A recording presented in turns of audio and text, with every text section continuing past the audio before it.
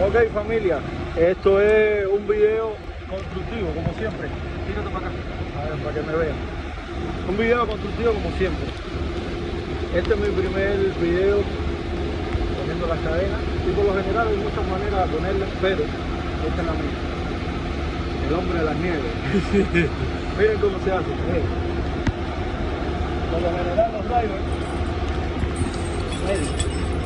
yo pongo la cadena por arriba de la llanta, la acomodo, ¿ok? Por arriba, aguanta eso aquí. La acomodo por arriba, después que la tengo bien acomodadita, ¿qué cosa hago?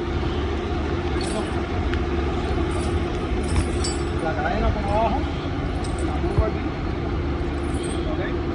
Así mismo hice con así mismo hice con el trailer. Las puse así y ya, ustedes van a ver. No se tarda ni 5 minutos se tarda, ¿ok? Ahora van a ver cómo lo doy para atrás.